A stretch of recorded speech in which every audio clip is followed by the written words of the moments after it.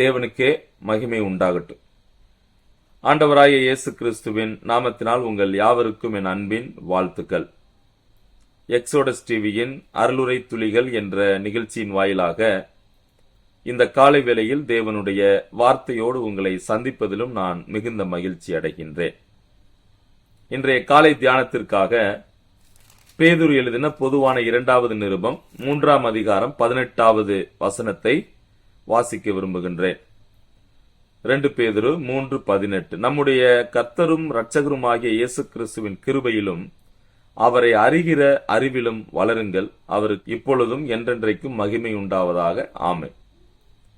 அப்போஸ்தலனாகிய பேதுரு தன்னுடைய நிருபத்தினுடைய முடிவு வசனத்தில் அல்லது முடிவு வார்த்தையில் we all have to grow in Christ, அதாவது கிறிஸ்துவில் அல்லது கிறிஸ்துவை அறியக்கூடிய அறிவில் நாம் வளர வேண்டும் என்ற கட்டளையோடு இந்த நிருபத்தை அவர் நிறைவு செய்கிறார். சரி, அப்ப இன்றைக்கு இந்த காலை வேளையில் கிறிஸ்துவில் வளருதல் என்ற தலைப்பின் கீழ் நான் கற்றுக்கொண்ட சத்தியங்களை உங்களோடு நான் பகிர்ந்து கொள்ள விரும்புகின்றேன்.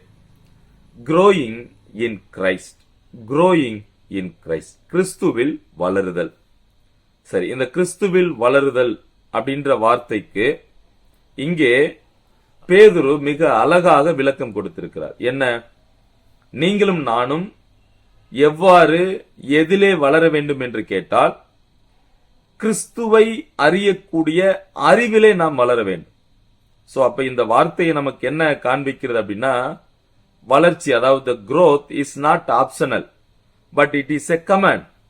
அப்ப நீங்களும் நானும் கிறிஸ்துவில் வளருதல் அல்லது இயேசு கிறிஸ்துவின் கிருபையிலும் அவரை அறிகிற அறிவிலும் நாம் வளர வேண்டும் என்று சொன்னால் அது ஏதோ வளர்ந்தாலும் பரவாயில்ல, வளராவிட்டாலும் பரவாயில்லை என்ற அர்த்தத்தில் அவர் சொல்லவில்லை.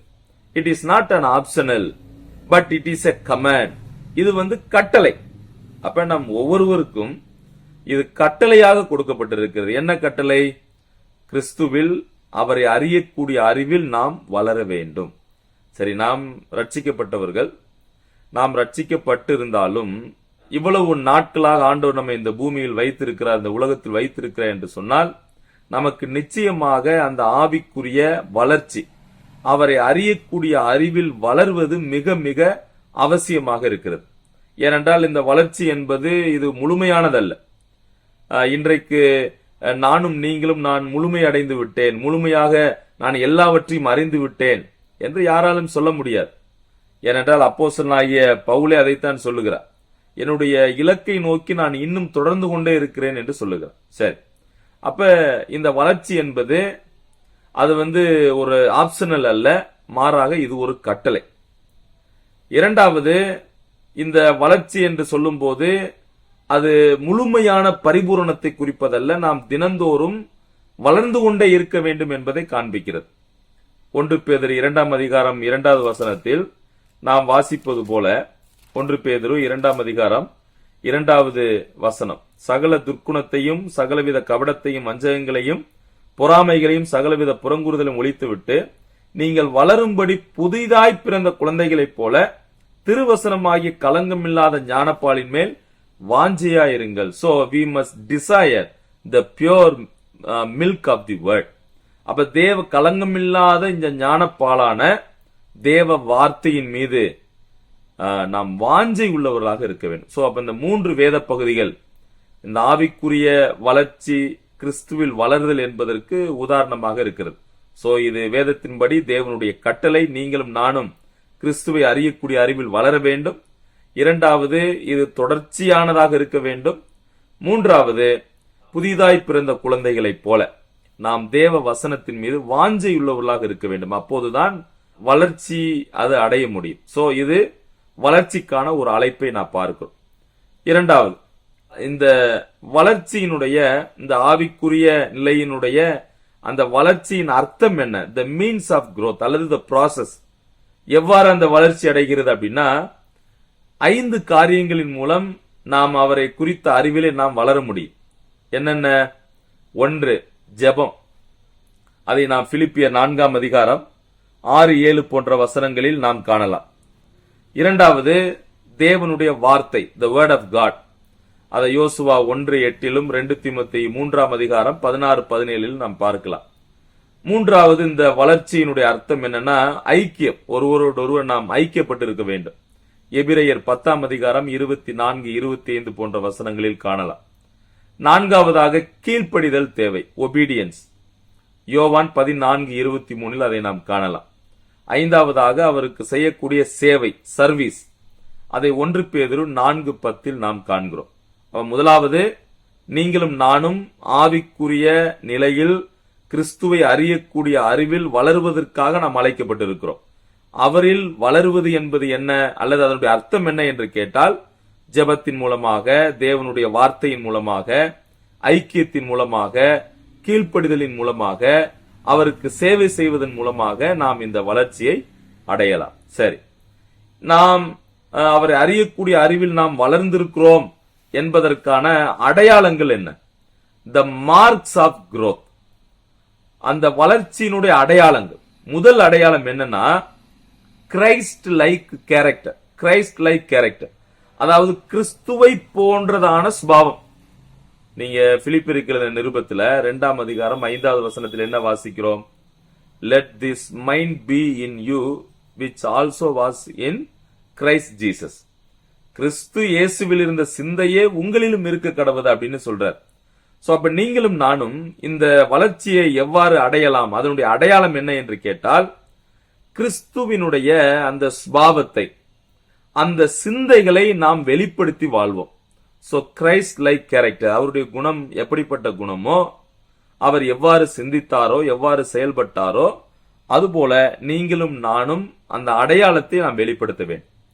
இரண்டாவது, நம்முடைய வளர்ச்சியினுடைய இரண்டாவது அடையாளம் love for God and others. Love for God and others, அதாவது தேவனையும் மற்றவர்களையும் நாம் நேசிக்கக்கூடியவர்களாக இருப்போம். இதுதான் இரண்டாவது அடையாளம்.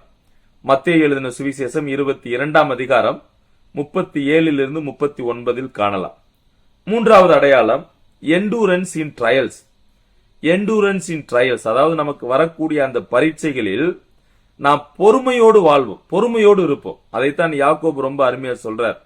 யாக்கோபு 1 அதிகாரம் 2-4, அதாவது நமக்கு பரீட்சை வரும்போது அது நமக்கு மிகுந்த அந்த பொறுமையை உண்டாக்கும் என்று அறிந்து அதை நீங்க சந்தோஷமா எண்ணுங்க. You count it as joy. அப்ப இதன் மூலமாக அந்த அடையாளத்தை நாம் வெளிப்படுத்தும். நான்காவதாக அந்த அடையாளம் என்ன அப்படின்னா ஃபெய்த்ஃபுல்னஸ் இன் சர்வீஸ். அதை யோவான் 15:8 நாம் பார்க்கலாம். அவருக்கு சேவை செய்வதில் உண்மையோடு இருப்பது. அப்ப முதலாவது, நீங்களும் நானும் ஆவிக்குரிய நிலையில் வளர்ச்சி அடைய வேண்டும் என்ற அழைப்பை பெற்றிருக்கிறோம். இரண்டாவது, ஆவிக்குரிய வளர்ச்சி எவ்வாறு அடையலாம்? ஜெபம், தேவ வார்த்தை, ஐக்கியம், கீழ்ப்படிதல், சேவை. மூன்றாவது சிந்தித்தோம், அந்த வளர்ச்சியினுடைய அடையாளங்கள் என்ன என்று கேட்டால், கிறிஸ்துவனுடைய குணத்தை நாம் காண்பிப்போம். அந்த குணம் நம்மில் காணப்படும். அடுத்து, தேவனையும் அவரது மக்களையும் நாம் நேசிப்போம்.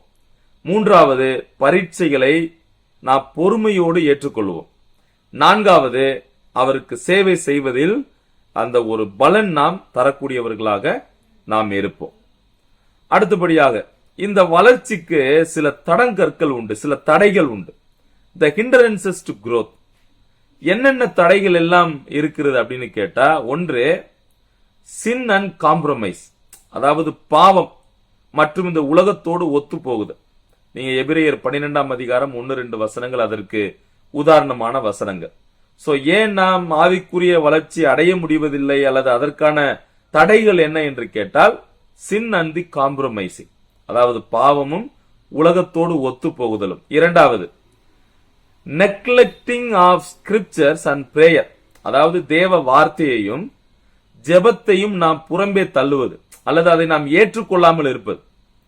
அதை ஆமோஸ் 8:11 கூட நம்ம வாசிக்கலாம். மூன்றாவது தடை என்ன அப்படின்னா, இந்த உலக கவனம், அதாவது வேர்ல்ட்லி டிஸ்ட்ராக்ஷன்ஸ். இந்த உலகம் நம்ம என்ன செய்கிறது அப்படின்னா ஈர்க்கிறது. நாம் இந்த உலகத்தின் மீது நாம் கவனம் செலுத்தும் போது நம்மால் ஆவிக்குரிய நிலையில் வளர முடியவில்லை. நான்காவது, ஏன் நாம் ஆவிக்குரிய வளர்ச்சி அடைய முடியவில்லை என்று கேட்டால், பிகாஸ் ஆஃப் பிரைட், அதாவது self riches or self reliance. நம்மில் இருக்கின்றதான பெருமை, அந்த சுயம் என்ற காரியம். எனவே நாம் ஆவிக்குரிய வளர்ச்சியை நாம் அடைய முடிவதில்லை. சரி, இப்ப நீங்களும் நானும் ஆவிக்குரிய வளர்ச்சி அடைய வேண்டும் என்பதை தேவன் விரும்புகிறார். அதற்கான இலக்கு என்ன என்று கேட்டால், நீங்களும் நானும் கிறிஸ்துவை போல நாம் வாழ வேண்டும்.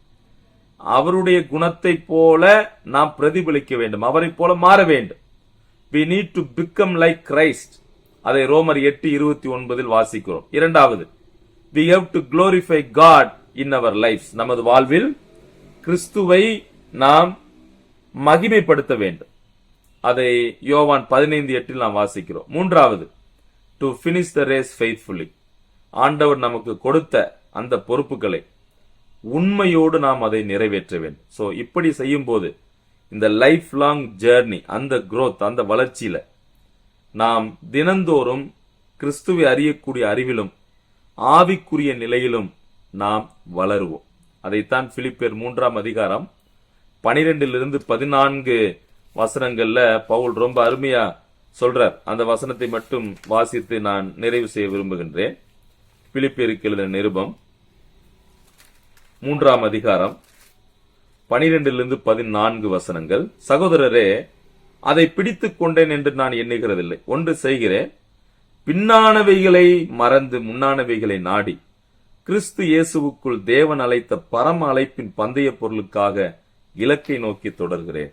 அப்ப தேவன் நமக்கு கொடுக்கப்பட்ட ஊழியங்கள், பொறுப்புகள், வேலைகளை நாம் உண்மையோடு நாம் செய்து இந்த ஆவிக்குரிய வளர்ச்சியை நாம் எட்ட வேண்டும் என்றுதான் தேவன் விரும்புகிறார். அப்ப 2 பேதுரு 3:18 வாசித்தபடி நீங்களும் நானும் அவரை குறித்து அறியக்கூடிய அறிவிலே நாம் வளர வேண்டும்.